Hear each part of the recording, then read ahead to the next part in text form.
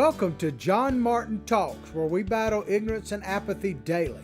The growing ignorance of just how special this experiment we call the United States of America is, and the apathy that we can't or won't do anything and everything to save her. Well, ladies and gentlemen, we got a great show for you today, but before we get into the titles, I want to express my condolences and sympathies to the great country of Canada. The details are literally just coming in this morning, but apparently overnight they had one of the worst shootings, or believe the worst shootings, mass shootings in the history of that great state that country up in the province of Nova Scotia. It appears that some guy was dressed as a cop and actually killed at least 16 people and burned some houses to the ground. As I say, the details are still kind of emerging, but our heart and our prayers and sympathies go out to our neighbors in the north. All right, we got a great show for you here today. I hope you had a great weekend. I mean, what'd you do? Shelter at home? Maybe you protested, depending on where you were. Have restrictions gone too far? And I had a good conversation with one of my sons this weekend, and I think that's the wrong question, and we'll get into that. I'll explain that in a moment. The second story we're going to talk about is the American experiment coming to an end? Because this is an experiment. This is not a guarantee, what we have here in the United States of America, and I'll explain what I mean in just a moment. And then Joe Biden is trying to play catch up with Donald Trump when it comes to all things social media, going viral, digital campaign. Apparently the Biden campaign, imagine that, is way behind the Trumpster, and we'll get into some details of that because they're kind of fascinating. But we start with an article from The Hill. Trump, some governors have gone too far on coronavirus restrictions.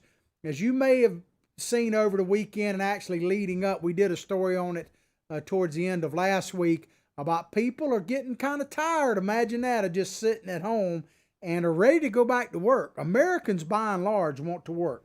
But on to the article here. President Trump, on Sunday, said he believes some governors have gone too far in imposing restrictions meant to slow the spread of the coronavirus. Well, there's no doubt they have gone too far. But government always goes too far. Name me one government program or proposal that doesn't take it a bridge too far. They always do. Remember the Tea Party? The Tea Party was founded, one of the founding principles of the Tea Party was limited government, was it not? Where has that gone? Now, I got to tell you, before we get too deeper in this, you're going to hear me say some things that may upset. Before I'm through, I'll probably piss off everybody. But I think some things just need to be said. And I've had some friends of mine chime in and say, do you ever criticize President Trump? I say, well, if you watch my show, you'll know that I do criticize the president from time to time. But, there's so many people doing that 24/7 that I don't really need to pile on. But limited government. There's been no limited government, even under the Trump administration. Yes, he's cut some rules and regulations and all that, but the deficit keeps going up. Now, I'm not even talking about what's happening during the coronavirus, but the fact is the deficit was still going up. I'm not laying all of that at the feet of Donald Trump, but under Republicans and Democrats, government continues to basically grow. That's just a fact. It's not an opinionated fact. It is just a fact. Trump told reporters at White House briefing that he did not have an issue with the protesters who have flouted social distancing guidelines to voice displeasure with the restrictions, which have shuttered businesses and spiked unemployment. Flouting. So the Hill here is saying, that people flouted. Now, I saw some of the protests, and here's one right here, a picture. I don't know. It looks to me like they're practicing some social distance. Maybe not those two kids, but I watched protesters. The first one I watched, I guess, was maybe Thursday, and they were protesting in Michigan, but they were primarily protesting in their cars and creating traffic jams in their car. And there's nothing really more social distancing than a car. I wish people would practice the 2-second distancing in cars, but I guess that's too much to ask for. And here in Florida, there was a bunch of controversy, and I know people around the country have been seeing these, and I've seen even conservative people chime in. But remember, there is such a thing called fake news. But here in Florida, we opened up some of the beaches, and one of the nearest ones to me is Jacksonville Beach, about an hour and a half away from my house, up to the northeast a little bit. And there were pictures on CNN and other networks, and I saw them posts on Facebook that showed thousands, tens of thousands of people packed on the beach. And a lot of people, and maybe rightly so, said, wow, that's disrespecting the social distances and may actually cause infections to increase and cost lives. And there's some legitimate criticism to that, but the reality was much different. The pictures that CNN and other networks were showing were back during spring break when they were partying like there was no end to it. No, there'd be no tomorrow, so to speak. The actual numbers, now you could argue about whether or not anybody should have been on the beach, but it wasn't tens of thousands. It might have been a couple of thousand, and they were spread out pretty good. So be careful what you're hearing coming out of Florida, because some of it is fake news. But Trump said some have gone, talking about the governors, some have gone too far. Some governors have gone too far. Some of the things that happened are maybe not so appropriate. And I think in the end, it's not going to matter because we're starting to open up our states. So Trump is basically saying we're starting to open up anyway, so all this is going to be nil. And he said, I think they're going to open up very well, talking about the states. So to me, there is a question, and it seems to be on everyone's mind, as to when to open up the states, the federal side of it, given blanket permission from President Trump, which he's essentially done. And my son was one of my sons when I was bringing him back home from work. One of the things about our family, we're very blessed. Everybody in my immediate family is actually working, basically have essential jobs and that kind of thing. But he asked me, said, I got one son that pays a lot of attention to politics and two others that don't pay too much to it. And this was one of the two others don't pay that much to it. But we had a pretty good conversation. He asked me, says, I heard something about how Donald Trump, President Trump, was going back and forth between who had the authority to open up the states again. And, of course, President Trump said he had ultimate authority. And I actually did a show last week kind of calling into question that. Now, I do believe that President Trump is kind of playing him a little bit. So I'll say that right off the bat. You can check out our podcast. The best way to do that is go directly to John Martin Talks Facebook page, like it, and share it with others. We appreciate that. We're just about to crack 20,000 followers on our individual pages, and we're broadcasting to a couple of 100,000 on other pages. Also, check out our YouTube channel. We got it up and running. It's updated. Just type out all one word, John Martin Talks, and it'll pop up there.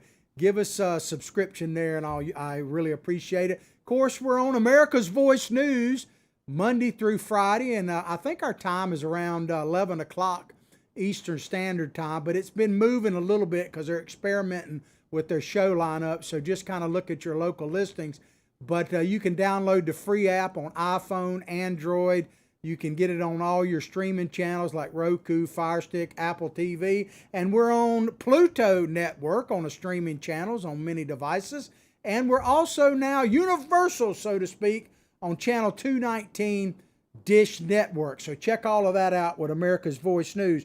But when I was talking with my son, he was asking about that. And I told him that's really the wrong question. And he goes, well, what do you mean? I said, well, here's the way I look at it. I guess, as you can tell, I kind of take a different take on some of this stuff. And this has nothing to do with who the actual individuals, in this case, President Trump or Governor Whitmer out of Michigan, really, or DeSantis in Florida. It really doesn't matter to me who the players are for this point.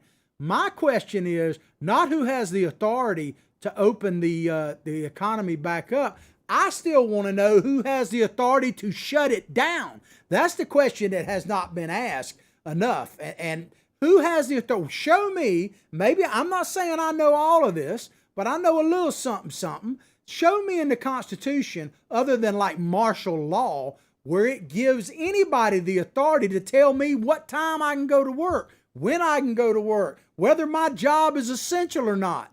All these questions, what I can buy with my own hard working money, if it's legal, what can I do? I mean, I want to know who has the authority to put us in the position that we're in now. Sorry about it. It's a little warm in here. I'm getting a little heated up. But that's the question that has not been asked. And to me, that I don't even hear any reporter ask that from any network. Who has the authority to do this? Because I don't think the president really has the authority to do it, and I don't believe the governors have the authority to do it. Now, I'm not saying that we aren't taking some measures as a society that aren't in our best interest. That is not what I'm saying. So please don't misunderstand me. I'm not saying we shouldn't social distance. I'm not saying some businesses shouldn't have closed down for the betterment of their customers and society. I just don't like the federal government or the state government dictating that to me. You know, let me ask you this, and this is a question I asked my son. How did we get our freedom? Because, I talk about this experiment, the United States of America. It is an experiment. We're like relatively still new on the world scene when you look at the framework of time. How did we get our freedom? How does any country, how does any citizen gain freedom? Fight. That's the answer. It's real simple. You had to fight for it. You had to make sacrifices. And when you're fighting for the freedom, like in the Revolutionary War, all the wars we have fought, what happens in war? People die, and people get maimed and injured and everything else, and people suffer. Do you think that something has really changed now? That the cost of freedom is not the same? That somehow in 2020, freedom is a lot cheaper than it was in 1796? Do you really believe that? Because if you do, you better get your head up out of something, because it's not true. Freedom is just as costly, if not more costly now than it ever has been. And so for us to sit back and say that we're not going to pay a price, we can't take a risk, man, I might get sick. Well, can you imagine the people? Go and read the accounts of what happened at Valley Forge when Washington was wintering the troops there. The people were literally walking around barefoot in the dadgum snow. Okay, and now I'm not advocating we do that. One of the things, if you're new to my show, you probably haven't heard this, but I've said it before, but if I say it, it bears repeating. We have to man the political ramparts, or we're going to have to man the real ones once again. And we should never have to do that, because that price for our freedom has already been paid. But we might have to pay it again, because freedom has never been free. So you can tell this has got me a bit riled up. The president on Friday threw his support behind protesters in Minnesota, Michigan, and Virginia. Now, they have some things in common. They're all Democrats, but there are some unusual things happening in those particular states, who held demonstrations to oppose stay-at-home orders and other restrictions meant to curb the spread of virus, calling to liberate these states. All three, of course, are run by Democratic governors. Now, is that partisan? Yeah, perhaps it is. I mean, but there's some strange things happening. In Michigan, for instance, it's gotten so crazy up there that their governor literally dictates what you can buy in a store that's open. Like if you go to, in our area, it's called Lowe's and Home Depot. I know Home Depot is probably more of a national chain than Lowe's, but basically your home improvement. You can go to them, it's essential. But you can buy, and I'm just throwing something out, you can maybe buy cleaning supplies, but you can't buy a can of paint, which might be on the same dadgum aisle. It is ridiculous to me what they're doing in Michigan. If you can go into a store, social distance or whatnot, you should be able to pick up whatever you want. And here's the deal, as Biden would say. We were already social distancing before they mandated it. Now, I don't have a problem with guidelines. I don't have a problem with the federal government and the state coming out and saying, hey, let me tell you, if you want to protect the society and individuals and your family from the virus, here's what you need to do. But I got a problem with them dictating which job is essential. Because to me, every job I've ever had was essential to me and to my family. To pay my bills. You tell me what job, if you're the sole breadwinner or the breadwinner in your family, that isn't essential for your people to eat.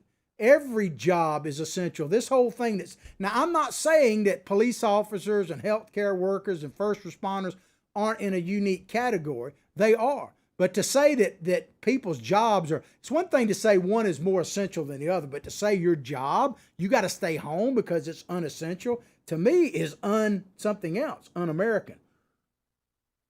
But here's an example I gave my son. And this happened even when the economy opens up when we get permission. Let's say you got one department store we'll call a grocery store A, and you got grocery store B. Now, one grocery store A has their people wearing masks, practice social distances, cleaning. You can tell they're really tidy and cleaning. They're taking the virus very seriously. And grocery store B is just helter skelter. Let anybody come in. Nobody's wearing a mask, and they don't care if there's 200 people in the store at the same time. Now, which store, if you're worried about the virus, are you going to shop in? You know which one. You're going to go to A, right? Do you really need the governor or even President Trump telling you better choose A over B? And if A starts getting all the business, what's B going to do? They're going to switch to doing the same thing. That's what's called capitalism. But back to these governors. Michigan was pretty ridiculous, as I just said. Of course, Virginia, under Governor Northam, I mean, he's doing all kind of stuff up there. He's trying to restrict your gun rights, saying you don't need voter ID at all. Nobody needs voter ID, not to mention how much they care for life, that they want to make the baby comfortable before they go whack, cut them right out. Small protests have formed in recent days in Michigan, Ohio, Virginia, and Minnesota, Texas, and Florida, with others planned for the coming week. Some demonstrators have waved Trump flags or worn apparel bearing the president's name. I love this. Sorry about that. I'm getting got a little something here. It's hot up in here. I'm getting hot in here under these lights, I guess. Don't have the air conditioner running for some reason. But I love how they use the word small protest. You can't really have it both ways, can you? I mean, on the one hand, they're saying that people aren't practicing social distancing and that they're congregating and all, but now the protests are small. Notice how they put small protest in conjunction with they were waving Trump flags. It had to be small then, right? Nothing that Trump does is ever too small. Hang on a minute, little technical difficulty. There we go. Trump said the protesters he's seen in press coverage are showing a love of country. Well, that is true. They are. Here's the question I have for you. What is government willing to do to keep me safe? And what are you willing to do to keep you safe? And what am I willing to give up to keep me safe? Because think about it. I was thinking about this on the way in this morning. The most dangerous thing most of us do every single day is drive back and forth to work when we were, or to the grocery store, or to the beach, or wherever we're going. Driving a car is probably the most dangerous thing the average person does daily. We take it totally for granted. We do it so much. But if that's true, and speed is a major factor in any kind of fatality and injuries and all. So speeding is a very dangerous thing. Everybody knows that. So if all of that is true, and we lose almost 60,000 people a year to auto wrecks, let alone injuries and stuff like that, which are just through the roof, why do cars do over 70 miles an hour? Why don't they just mandate that no vehicle can travel more? No, I'm not talking about a speed limit, but the highest speed limit pretty much is 70. There are some exceptions to that. But why don't they just say no car can actually travel over 70 miles an hour? What would happen if they did that? Well, you'd say it was unreasonable, but they're doing it for your safety, for your own good. And once government gets power, I was listening to a broadcast this morning. They had Nigel Farage from England. They were talking about what was happening over there.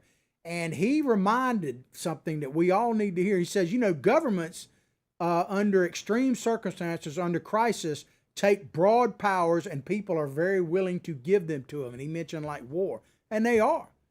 But he also warned that once the crisis is over, governments and individuals in power are very reluctant to give power back to the people.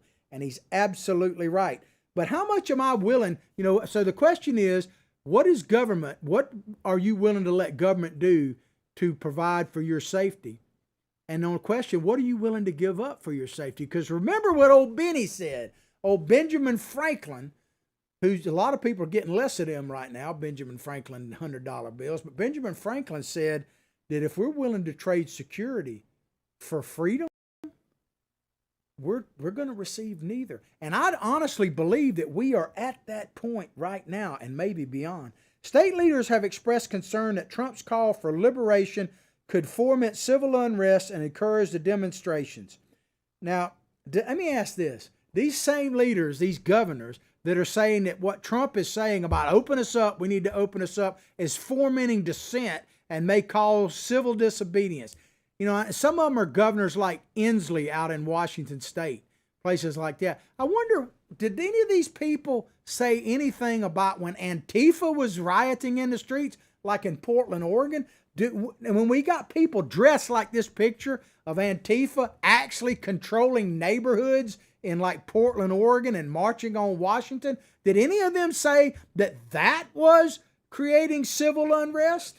I doubt it very seriously. So I really don't want to hear it. And let me just tell you, I played this video last week, and I want to play it again because it's a video of a man, a black man, being pulled out of a bus in Philadelphia public transit simply for not wearing a mask. And before I play it, I want to make a couple of points for you to pay attention to. First of all, here one of the first things one of the cops, because there's multiple cops there, some of them aren't wearing masks, and they actually, one of them shouts out, "Do you need a taser?"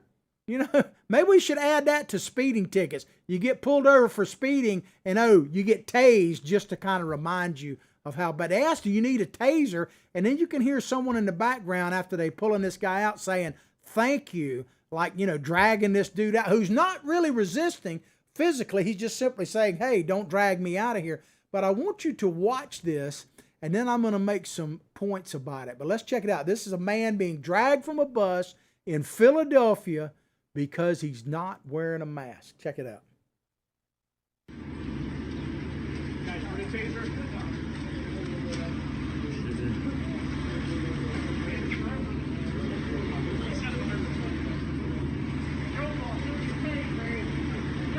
What the fuck am I holding on to?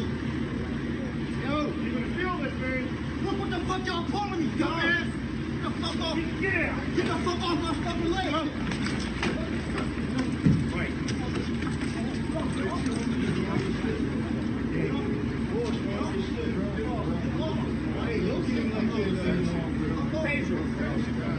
Take me if you fucking want.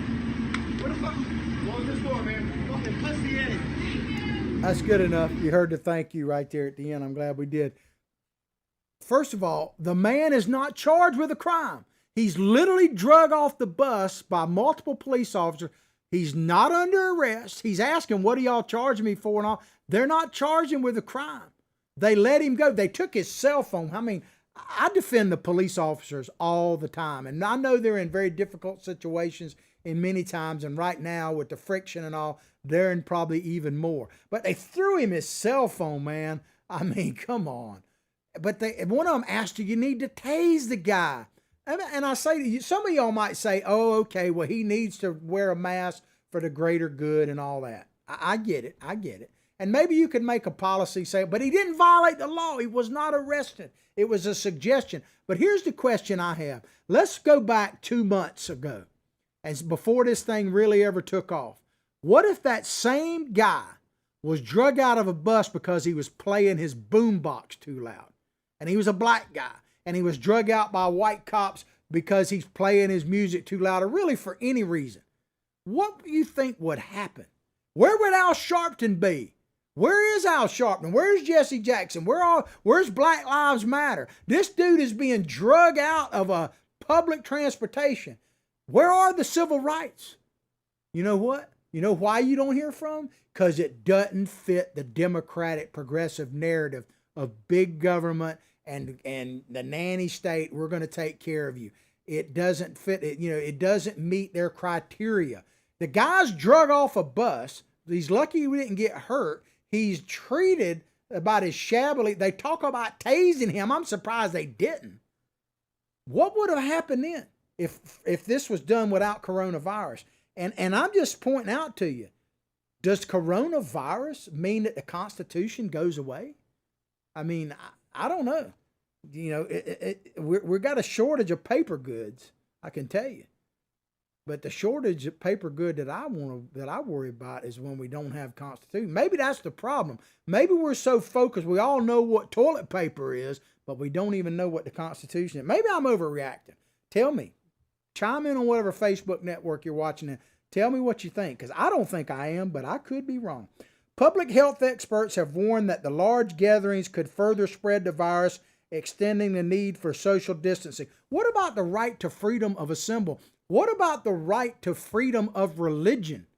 I mean, I'm not advocating that people congregate, but shouldn't people actually have a choice? Who voted on all of this, by the way? There wasn't an act of Congress. There wasn't an election. There wasn't an affidavit. There wasn't a referendum put on there. They just took it from us. And the scariest thing is we just gave it to them out of fear. You know, somebody should be asking these questions.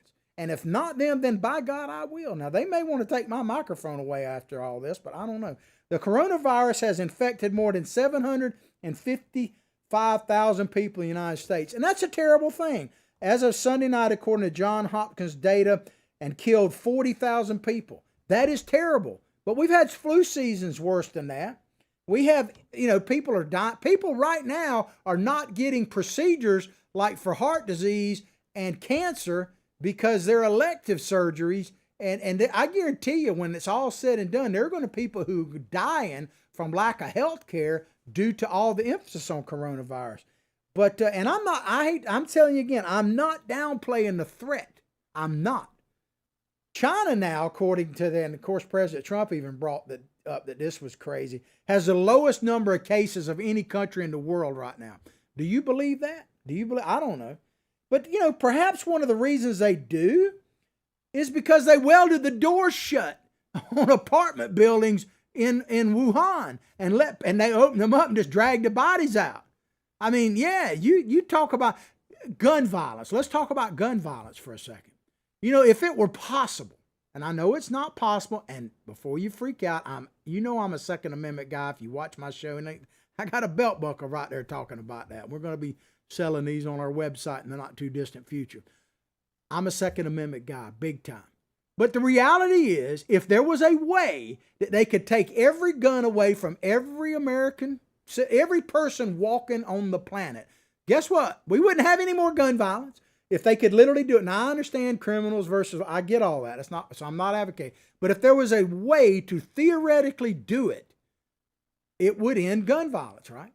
So if you want to, and I say all that to say, yeah, you can prevent all kind of things if you take away people's freedom. But at some point, is it worth living? How long do you want to be sheltered at home? What is the limit of time that you'd be willing to be locked up in your house? What is that time? Is it now? Some people are protesting now. Is it 18 months from now? What about the virus recycling? Government gets this power. Are they going to shut us down every other year, every 6 months, whatever? We've given them the power now to literally dictate whether I can buy a can of paint versus a flower, a plant.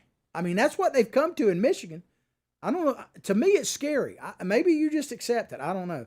The White House phased approach to reopen the U.S. economy calls for governors to make the final determination on when they can lift social distancing guidelines. But Trump's continued acceptance of the protests threatens to incite further animosity towards state leaders. Well, maybe we shouldn't have accepted these things in the first place. Maybe we should have let the market decide this. People were already social distancing before they required us to, so to speak. People were already doing it. Restaurants were fewer and fewer people were coming. People were canceling. I know, like on our fishing trips we were going, people were already canceling trips. And the people they were already making their decisions. Do we really need big government to decide that? Mike Pence said during Sunday's briefing, who's the head of the task force, by the way, said that Americans should heed your state and local authorities. Heed. That's what he said. And I'm a huge fan of Mike Pence and Donald Trump. I got to cause it as I sees it, or you wouldn't. I got to be honest to myself. Heed. I looked up the definition of heed. Pay attention to, take notice of. Kind of obey, right? Take notice of, heed. There's nothing wrong maybe with heeding these warnings. But there's another word out there that's spelled almost identical, and it's called heal. And I'm not talking about getting healed or the heel of your foot, although it kind of relates to that. H-E-E-L, heal. And one of the definitions of that is a command to a dog to walk close behind its owner. So are we heeding or are we healing? You know, because I don't know about you, but it seems to me like we're being asked to bow down. It just rubs me wrong. Maybe I'm just too much into, maybe an old Southern boy, an old country boy. I just don't like being told what to do. I never have, and it used to drive my school teachers crazy, drove my parents crazy. But there's something in me, and maybe they put it in me, I don't know. There's something in me that just don't really like to be told what to do. I'm sorry. I just don't, man.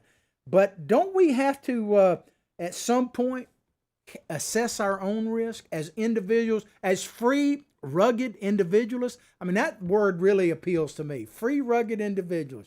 That's what I feel like I am. That's what I feel like founded this nation. Free, rugged individuals. And are there any of us left? Am I the only one? I know I'm not, but maybe some of the people that are not practicing social distancing are, are flouting. They're flouting. Maybe I'm a flouter. One thing I'm not is a powder. But maybe I am a flouter. But don't we have to assess our own risk? And as I say, government rarely gives up power. You know, the Democrats have been pushing this socialist agenda for a while now. And they're getting everything they wanted. Dependence on government, control of people, equity. We all got to stay in one spot. It don't matter what, your groceries. We're all hurting for toilet paper equally. All that, because I firmly believe that the Democratic mantra through 2020, through the election so far, has been this: America sucks. It's always sucked. It sucks more for some than others. And if you vote for us, and that means Joe Biden now, it's going to suck for everybody equally. And that's what's actually happening right now. Remember this as you look at this meme about socialism. You can vote your way into it, even though we didn't. We just whimpered our way into it. But you always got to shoot your way out of it. I don't know if we got that meme up or not, but there's a meme that shows that. I've been posting it for a while. There you go. You can vote your way into it. We didn't even vote. Think about it. We didn't even vote for this stuff. But trust me, look at that picture down there. That's scary, right? I think that's in Venezuela. Doesn't that kind of look like the streets now when you go to the grocery store? I don't know. Fear. Remember when we asked, and it was a Democrat that said, remember when the Democrat once told us, we got nothing to fear but fear itself? Ain't nobody seems to be saying that right now, which is a dadgum shame. All right, we're going to move along here to our next story, and this is an ongoing story, but it's picking up steam, and this is from the AP. You know, if you've been listening to me any length of time, I'm very concerned about this all mail-in voting, and the Democrats seem to have some concerns too, which kind of makes me wonder. But here it is. As mail voting pushed, some fear loss of in-person option. Scrambling to address voting concerns during the pandemic, election officials across the country are eliminating polling places or scaling back opportunities for people to cast ballots in person. A move raising concerns among the voting rights groups and some Democrats who say some voters could be disenfranchised, right? And so the Democrats are starting to panic. You ever notice that you can't spell the word pandemic? If you look at pandemic as like dim in the middle and panic on each side of it. I don't know, maybe a coincidence.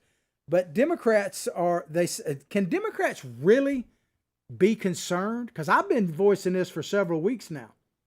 I'm concerned about this idea of all mail-in voting. And just to be clear, there's a difference between absentee voting and all mail-in voting. All mail-in voting literally means they put a self-addressed stamped envelope with a ballot and mail it to everybody that's registered to vote, whether you request it or not. I see some big-time issues with that. And I'm a little bit, when I first read this, I was a little bit surprised that the Democrats, some of them, share my concern about mail-in voting. But as you may think, as you may realize, their fear is a little bit different than mine. They're not afraid of fraud. Democrats could care less about fraud because they know they're kings of fraud. but can they really be concerned about it? Let's dig into it a bit more. In Nevada, election officials will open up only one polling place per county for its June primary. Now, they already had their primary as far as a Democrat. This is for like local and statewide elections.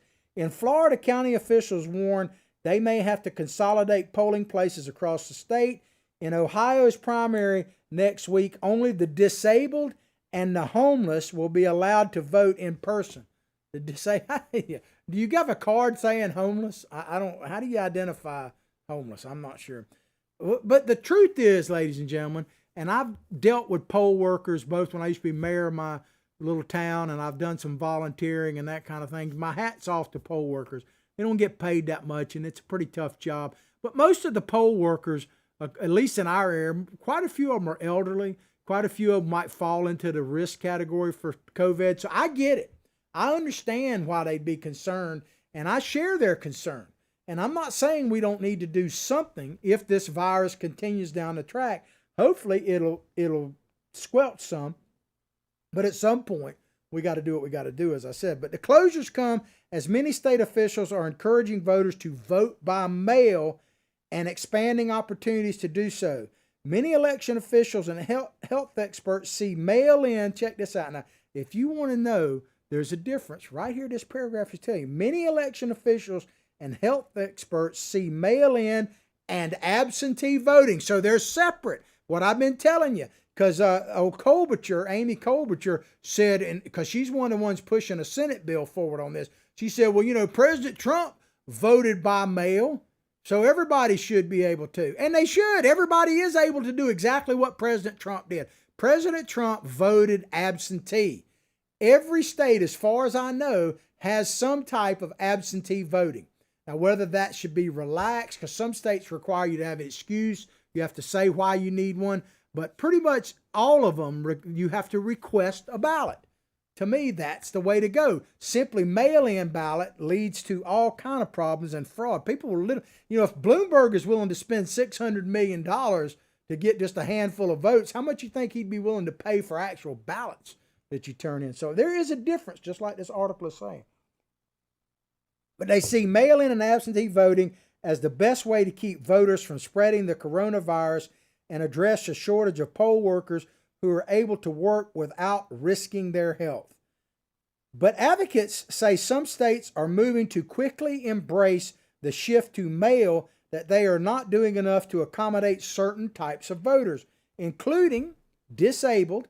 Now, see, I don't totally understand that. How, if you're disabled, maybe I'm seeing it wrong, but wouldn't a absentee ballot be easier than going physically to the poll? I don't know.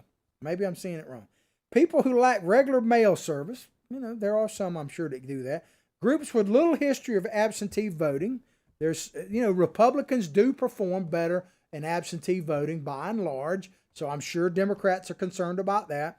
Or for those who are simply unable to keep up with the last-minute election changes and mail-in deadlines.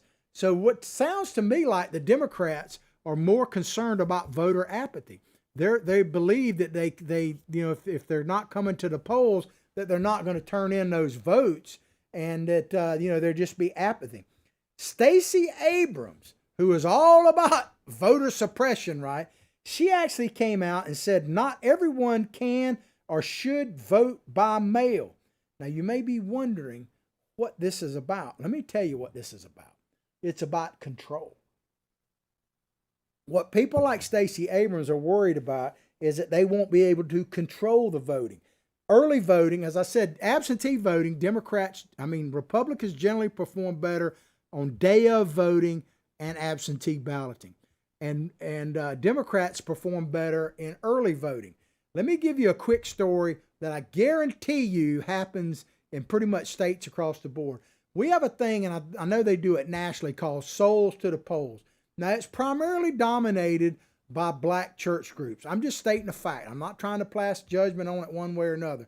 But here where I live, in Alachua County, Florida, there's literally where one of the early voting places is directly across the street, or at least it used to be, from this big park that has an amphitheater and all that.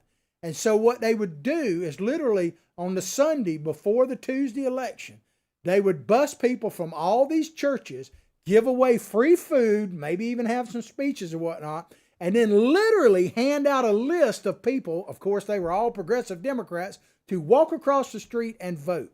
And I say it, they obeyed the law. There was nothing they were doing that was illegal. But they're controlling that early voting, literally busing people, and they're afraid that if it's just a mail-in ballot, it's hard to pass out barbecue house to house, although they probably would do it. Democrats and voting rights groups have filed lawsuits seeking to expand mail and absentee voting options and push for an extra $2 billion. It's always more money to help states adjust their real. You ever notice if Democrats ever propose something and say, you know, we got all the money we need? Have you, most politicians, it's not just Democrats, but most politicians, but have you ever heard, especially Democrats, I don't think, please give me an example where Democrats said, hey, I'm all for this program. Don't worry, it's fully funded. We got plenty of money. I don't think I've ever heard that come out of their mouth. National Republicans are fighting these efforts while Donald Trump claims, I love this part here, listen, that you hear this all the time, while Donald Trump claims without evidence that mail-in voting is vulnerable to fraud, without evidence. That's another thing you'll only hear with Donald Trump and Republicans maybe. Let me ask you this. Did you ever one time read, and please, if you've got this on video or if you've got an article where this is written, I would love to see it. I'm not like Fonzie. I can admit I'm wrong. I don't think I'm going to have to worry about it on this case. Do you ever remember that kind of sentence being written about Barack Obama? Do you ever remember when Obama said, when it came to Obamacare, if you like your doctor, you can keep your doctor. If you like your insurance policy, you can keep your insurance policy. Do you ever remember him saying that in a news article saying that Barack Obama said without evidence that you could keep your doctor, you could keep your insurance policy? Because it actually proved to be a lie, and he said it dozens and dozens of times. And here's the thing, they knew it was a lie. The Obama administration and the media knew it, but you never once heard them say, Obama said without evidence, but Trump, they use it on him all the time. Check my time here. I'm almost out of time. I want to cover something really quickly here that, as I say, here it says here, let me read this. Warned Center of American Progress, Daniel Root. I don't know who she is. I guess she's the Center of American Progress head. She says, there are going to be people who are going to be disenfranchised by moving entirely to a vote by mail system. And they were talking about people of color here, because it says, according to a new report from the Liberal Center for American Progress and NAACP, African Americans are particularly reliant on in-person voting, with only 11% in 2018 cast a ballot by mail. Now, here's the thing. I understand that it may be a challenge for people of all races. And if you're not used to absentee ballot, it's a challenge. But we are in challenging times, right? So to insinuate, this is what my point I want to make. Do black people, and I don't pretend to speak for black people, but I just got to ask a question. If you're a black person out there, do you ever get tired of being insulted by the Democratic Party? And you go, what are you talking about? Well, the Democratic Party is continuously saying that black people can't get an ID, that somehow they're incapable of getting an ID. So like in Virginia, we want no voter ID. And now they're saying that black people or people of color are not capable of absentee voting under unique circumstances. Now, we may need a little training, we may need a little education. We probably need that across the board, color it. But the Democratic Party continues to say that based on color, your ability to do something. I used to think that was racist. If I came out and said, white people are more capable than black people because of such and such to do so, I'd be considered the biggest racist around, and rightfully so. Because I don't think people's ability, especially cognitive ability, now there's some exceptions to that in certain fields and stuff like that. I mean, science is science. But to insinuate that people of color have more trouble than anybody else getting a voter ID or being able to figure out an absentee ballot process, I don't know. Maybe I'm wrong. It's just crazy. All right, we only got a few minutes left. I want to get into this quick story. It's from Bloomberg, and it's about Uncle Joe Biden versus the Trumpster. when it comes to anything to do with digital media. President Donald Trump's campaign boasts it needed just 24 hours to switch to virtual mode from coronavirus lockdowns ended his signature high-energy rallies. So when they realized they couldn't do rallies like they've been doing, and he says he's coming back, we'll see, that they switched into high gear on digital media and they picked up the pace. It says for Joe Biden, who thrives on personal connection of retail politics, the transaction is taking much longer. Does the word thrives and Joe Biden really use in the same? That's about the only way I mean, when you think of Joe Biden, you think of thriving. I don't see it myself. But Trump's operation dominates the digital space in no small part thanks to the presidential bully pulpit and his massive Twitter presence. It's 77 million now. That's unbelievable according to this article. But Biden, a month after the pandemic forced him off the trail, has yet to beef up his digital team and is still working to expand his outreach to quarantined voters. So I can tell you right now, there's a bunch of people out there, right? Sitting at home, they've binge watched. Anybody out there binge watching Biden, by the way? Anybody? Let me ask a question. My son brought this up to me months ago. Have you ever met a passionate Joe Biden supporter? I'm not saying there aren't any out there. I've not met one, and I meet a lot of people.